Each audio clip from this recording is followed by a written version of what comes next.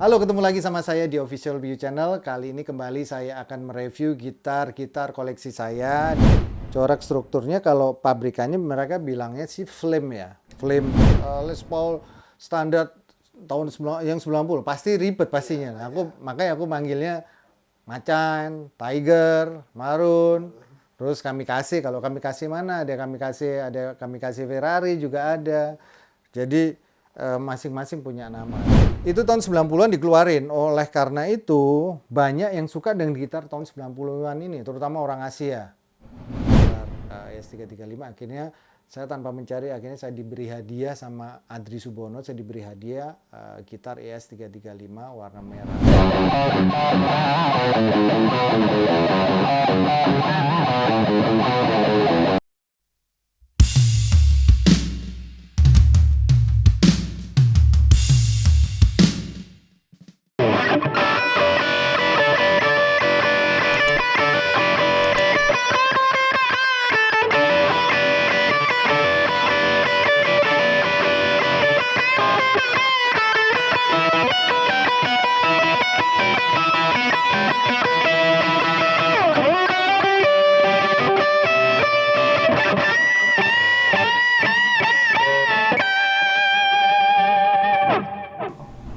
Halo, ketemu lagi sama saya di Official View Channel. Kali ini kembali saya akan mereview gitar-gitar koleksi saya. Dan kali ini yang saya ambil secara acak aja, secara random. Kebetulan tadi yang saya dapat ini saya namakan Tiger, si Tiger. Jadi kalau kru saya, kalau dulu saya sama Revi, sama Mandra, lalu ada Ferry juga, mereka kru-kru teknisi gitar yang merawat gitar saya. Saya pasti akan mengenalkan satu persatu masing-masing gitar koleksi saya dengan nama mereka masing-masing. Jadi kalau ini namanya Tiger. Kalau yang gitar Gibson Les Paul pertama saya namakan dia Maroon, si Maroon, karena warnanya merah marun kan. Kenapa saya namakan Tiger? Sebenarnya simpel aja sih. Karena flame topnya ini flame top ya. Corak ini namanya flame top. Flame top ini terbentuk karena memang dari bahan kayunya. Jadi lapisan luar bodi ini ada lapisan yang pakai kayu maple. Kayunya biasanya ada yang pakai mahogani, terus yang atasnya ini, kulit atasnya ini pakai maple. Nah, maple top ini atau atas ini biasanya dia punya corak atau struktur seperti ini. Corak strukturnya kalau pabrikannya mereka bilangnya sih flame ya. Flame kayak lidah api gitu. Tapi kalau saya bilang sih kayak macan.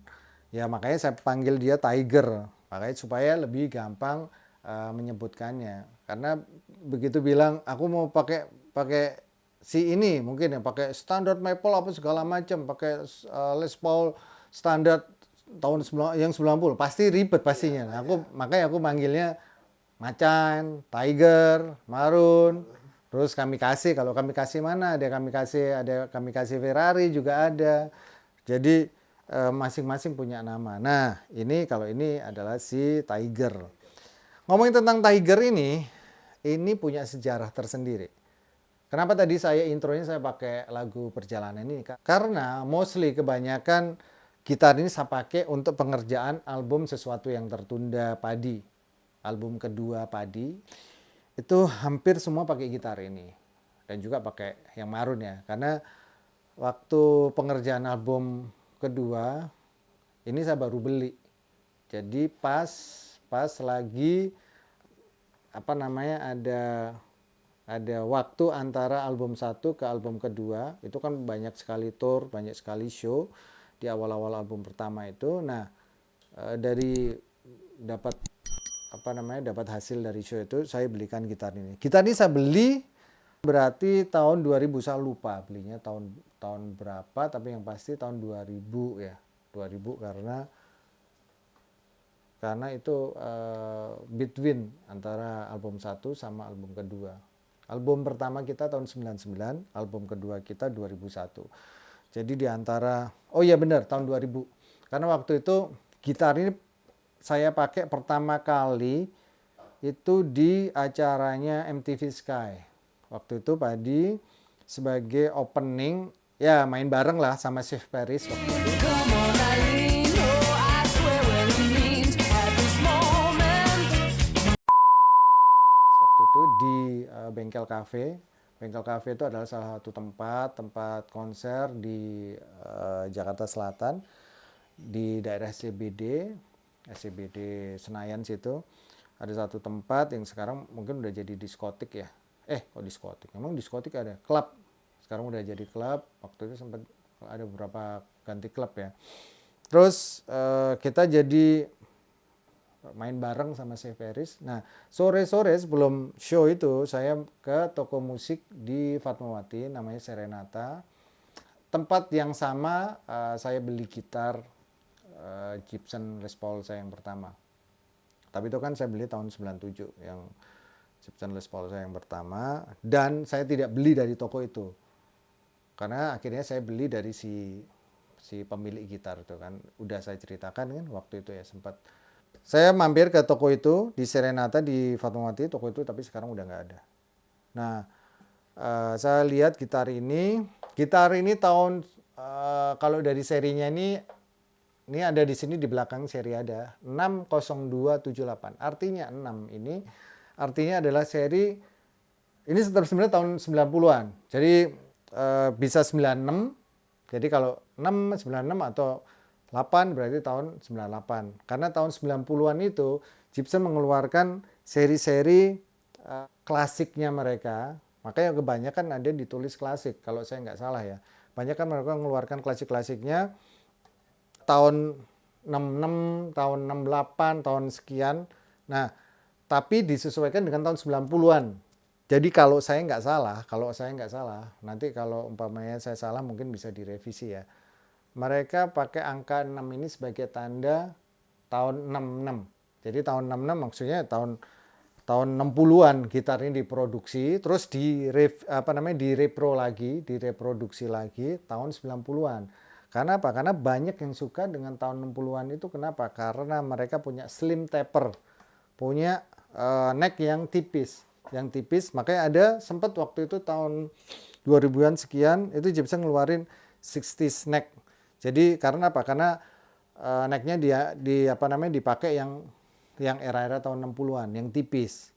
Yang tipis ini disebut slim taper karena slim ya, karena tipis jadi disebut slim taper. Nah, itu tahun 90-an dikeluarin. Oleh karena itu, banyak yang suka dengan gitar tahun 90-an ini, terutama orang Asia. Karena apa? Karena necknya ini tipis, jadi lebih playability-nya lebih mudah untuk dimainkan. Terus lalu ini gitar ini kadang bahkan ini made in USA-nya nggak kelihatan ini. Kadang tidak ditulis di sini. Memang ada beberapa Gibson mereka tidak menuliskan ngeprint made in USA-nya di sini. Gitar ini sangat buat aku sih sangat ini banget ya, memorable banget. Setelah saya dapetin gitar ini di Serenata sore-sore, lalu malamnya langsung saya pakai untuk main. Sebelum Steve Paris ya kita main ada berapa lagu ya, sekitar 7-an lagu gitu, nggak banyak sih karena setelah itu ada Steve Paris.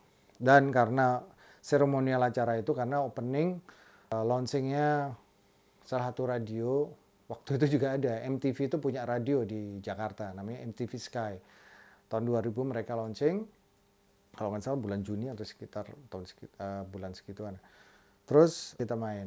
Kalau nggak salah waktu itu ada Padi, ada Silon Seven. Waktu itu kita total deh habis-habisan mainnya.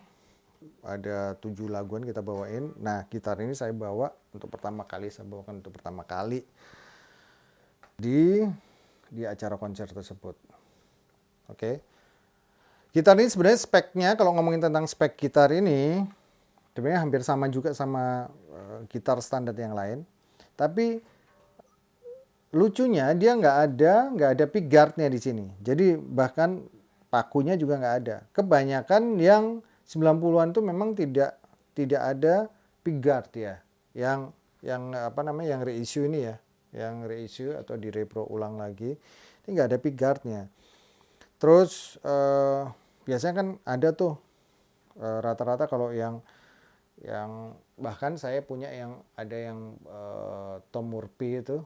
Tom Murphy itu dia adalah salah seorang luthier yang spesialis untuk merepro ulang atau membuat recondition gitar-gitar yang legend. Pokoknya gitarnya si taruhlah umpamanya gitarnya Peter Green. Peter Green salah satu gitar Gibson Les Paul yang sangat legendaris karena gitar itu dipindah tangan kan sampai kalau nggak salah ada Gary Moore, selalu yang terakhir ke Kemet. Nah itu si Tom Murphy itu dia merekondisi gitar, bukan merekondisi siapa ya disebutnya, merepro lagi atau membuat apa produksi baru tapi di aging banget, dibuat rustic sama seperti aslinya. Itu kita ada di situ. Gary Rossington, kita punya Gary Rossington ya. Gary Rossington dari Lynyrd Skynyrd itu bener-bener ada bekas rokoknya, terus habis itu ada bekas scratch-nya, terus habis itu ada bekas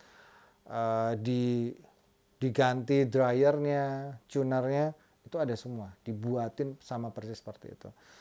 Nah, kalau yang 90-an ini enggak, cuman kayunya adalah sama seperti yang dibuat tahun 60-an itu, terus habis itu bentuk ininya juga dibuat, necknya dibuat slim taper supaya mirip dengan playability sama seperti tahun 60-an.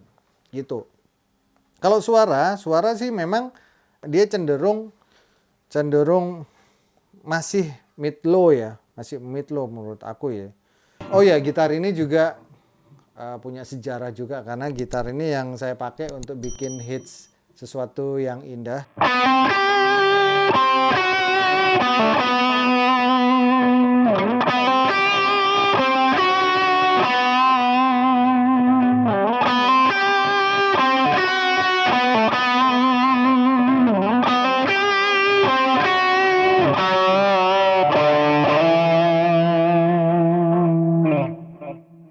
Ini yang saya pakai juga untuk rekaman lagu Sesuatu Yang Indah, intronya Sesuatu Yang Indah, dan hampir semua tadi. Jadi hampir ya namanya juga gitar baru ya, gitar baru, terus habis itu dipakai untuk rekaman album yang baru juga waktu itu, album Sesuatu Yang Tertunda.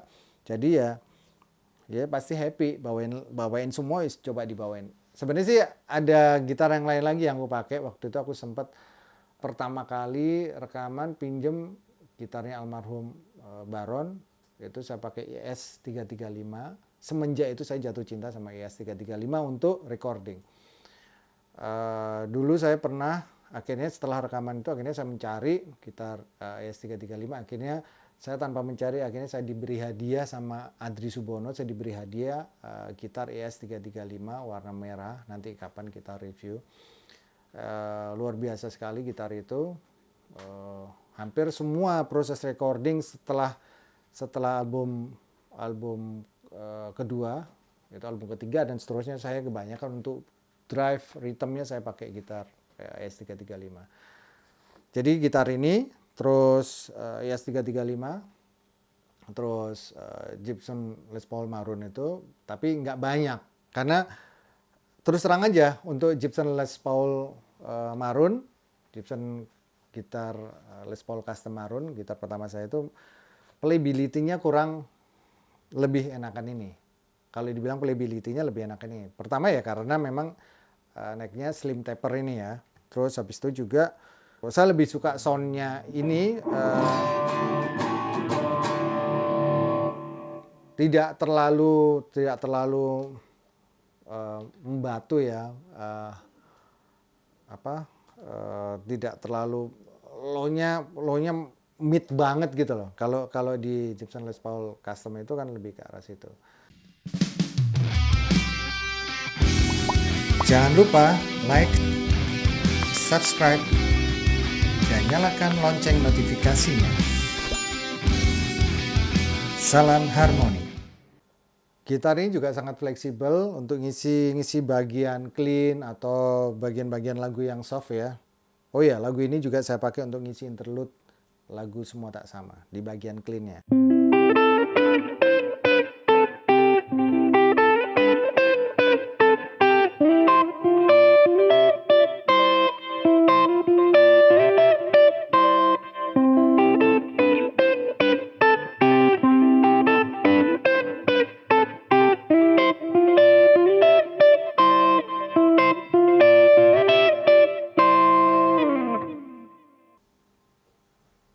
Terus juga di bagian ini juga, di bagian drive-nya.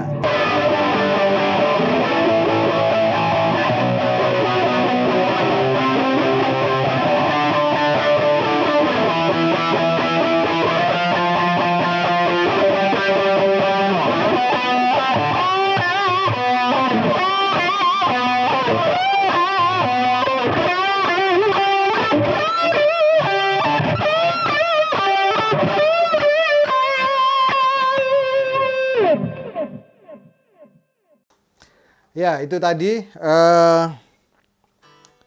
gitar ini punya sejarah memang buat saya. Makanya jarang banget sekarang saya bawa, saya mainin. Karena apa ya? Karena sayang aja. Karena di samping karena banyak lagu-lagu hits yang saya mainkan dari gitar ini, itu yang pertama. Terus lalu yang kedua memang udah cukup usia juga dia. Dari 90 ke 2021 kan berarti udah berapa tahun? 30 tahun ya? 30 tahun. 30 tahun, udah 30 tahun. Udah 31 tahun. Jadi lebih baik memang beberapa yang saya pakai untuk beberapa recording itu memang jarang saya pakai lagi. Oke. Sekarang saya mau cerita kenapa saya memilih gitar ini pada saat saya masuk ke toko musik di Serenata ya, Fatmawati. Seingat saya waktu itu sore-sore saya datang ke situ, terus si Mas Banu kalau nggak salah ya, yang waktu itu ada ketemu sama Mas Banu yang karyawan di toko Serenata itu, dia setelah lihat saya udah akhirnya berkarir di musik, karena waktu itu kan sekitar tahun 97 saya ketemu dia. Waktu itu kan saya beli gitar yang dititipkan ke situ, ke toko itu kan, dan akhirnya saya beli, dan akhirnya kita masih sering kontak-kontakan, dan waktu itu akhirnya saya memutuskan untuk aku mau cari gitar baru, dan akhirnya pilihannya adalah ke Mas Banu, ke Serenata. Di situ akhirnya dia tunjukin ada beberapa gitar, dan ini yang memang menarik perhatian saya karena memang dari sisi flame topnya kelihatan banget menonjol banget gitu kan.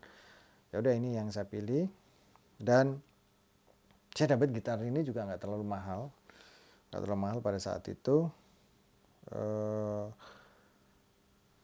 Terus langsung aja saya pilih dia.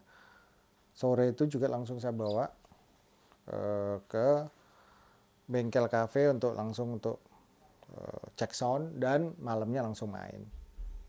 Seru banget gitar ini, dan gitar ini juga saya pakai untuk di video klip Sesuatu Yang Indah, sebagai single pertama album Sesuatu Yang Tertunda. Ya, yang konsep klipnya kita harus ditaruh di satu modul yang berputar-putar gitu.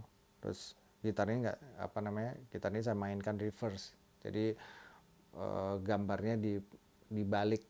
Jadi kita harus bermain terbalik, karena musiknya juga waktu bikin video klipnya juga musiknya juga di reverse, dibalik. Jadi saya main dengan mendengarkan lagu yang dibalik, supaya nanti ketika diputar terus dibuat slow motion, akhirnya akan kelihatan proses reverse-nya. Jadi nanti kalau umpamanya daun jatuh, itu jadi daunnya jadi ke atas gitu. Nah, ini gitar ini saya pakai juga untuk video klip Semua Tak Sama juga di waktu itu di KLCC di Malaysia. Kita syuting di atas KLCC itu di ketinggian 828 meter permukaan laut, di atas permukaan laut. Ya karena memang gitar ini termasuk yang gitarnya masih belum banyak waktu itu, jadi cuma ada Gibson Les Paul Maroon ini, terus habis itu ada yang studio 1. Nah itu makanya gitar ini sering dibawa kemana-mana. Oleh karena itu sekarang jarang banget saya bawa, hanya sesekali aja saya bawa untuk main. Tapi mostly banyak kan kalau saya main di acara yang broadcast, acara TV gitu. Kita jadi nggak ngomongin ini ya, jadi nggak ngomongin speknya gitar tadi. Tapi nggak apa-apa deh, kali ini saya ngomongin tentang sejarahnya aja, karena mungkin pasti banyak yang udah tahu, udah banyak yang lebih paham mungkin daripada saya, karena saya juga udah lama nggak ngulik. Dulu saya sempat ikut komunitas, forum Les Paul gitu ya, karena waktu itu saya lagi dapetin gitar yang termasuk lumayan langka, sekitar tahun 69, sekarang saya pajang di situ. Tahun 69 gitar itu. Terus saya pengen memastikan, membuktikan apakah gitar itu memang benar-benar tahun 9. Terus saya ikutan forum. Terus akhirnya salah satunya yang ngajarin saya, mereka bilang open the knobnya, buka knobnya ini. Terus habis itu lihat di belakangnya, nanti akan kelihatan tahunnya. Jadi di situ akhirnya saya tahu, oh ini gitarnya tahun 69. Jadi saya punya Les Paul Custom 69 yang dalam kondisi sangat banyak rustiknya ya, banyak agingnya, banyak ininya. Tapi akhirnya ya saya biarin aja, nggak saya cat atau nggak saya biarin aja seperti keadaan aslinya. Nah itu saya tahu banget mengenai umur-umurnya, mengenai spek-speknya. Jadi sekarang saya ngomongin tentang sejarah aja, sejarah gitar-gitar yang ada di koleksi gitar Gibson Les Paul. Oke, kayaknya cukup kita ngobrolin tentang gitar ini kali ini. Nanti kita sambung lagi untuk gitar-gitar yang lain. Sampai ketemu di official View channel berikutnya. Jangan lupa like, comment, subscribe, dan share channel ini. See you.